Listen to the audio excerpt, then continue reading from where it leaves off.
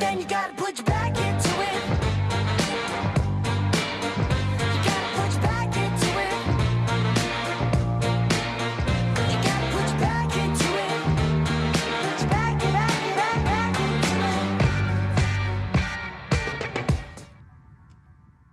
it. Hello! Plutôt que de respirer les poubelles, je vais proposer à mon petit chien Flair d'aller humer quelques fleurs. Et je connais d'ailleurs une paysagiste, une fille douée du sécateur. Bonjour Flair. Bonjour, je m'appelle Héloïse, je suis artisan fleuriste. Ok, et on va apprendre quoi aujourd'hui? Flair, je vais t'apprendre aujourd'hui à faire une couronne de fleurs et si tu es sage, tu pourras même la porter en collier. Super, on se lance? Il n'y a pas forcément besoin de matériel de fleuriste pour réussir une couronne. Il nous faut une petite pince plate, du fil de fer. Donc il faut que le fil soit à la fois suffisamment solide pour tenir droit, mais suffisamment souple pour être plié facilement, comme celui-ci. Il faut ensuite du scotch floral.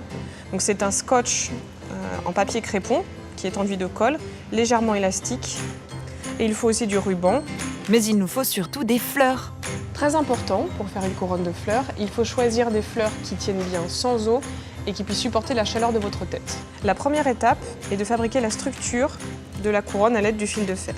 C'est assez simple, il vous suffit de prendre une certaine longueur de fil et de mesurer avec votre tête de manière à ce qu'elle soit la plus adaptée possible. Une fois qu'on a la structure et la longueur adéquate, on va la remettre droit, puisque c'est ça qui est assez rigolo avec le fait de faire des couronnes, c'est qu'on la façonne sur un fil droit et à la fin seulement, on la recourbe. On met notre Flora Tape sur 10 cm de chaque côté, avec en bonus 2 boucles pour passer le ruban plus tard. Et zou, on passe à la découpe. Alors on va préparer les fleurs d'une manière un peu particulière pour les couronnes, à savoir que on va les couper en petits morceaux.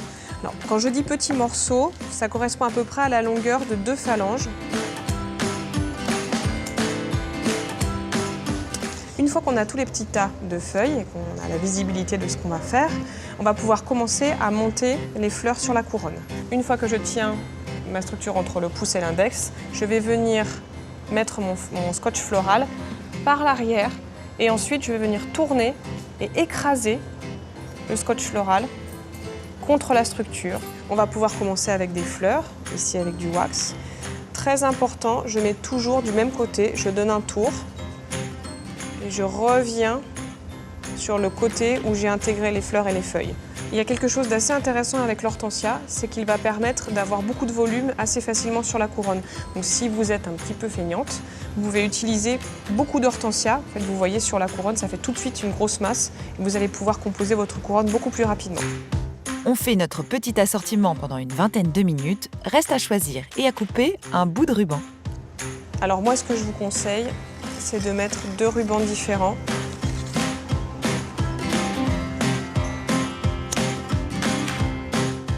Et voilà le résultat. Dis donc, Héloïse, tu ne l'avais pas promise à Flair, ta couronne? Oh, elle te va tellement bien en plus. Faites que le rêve dévore votre vie, afin que la vie ne dévore pas votre rêve. Antoine de Saint-Exupéry.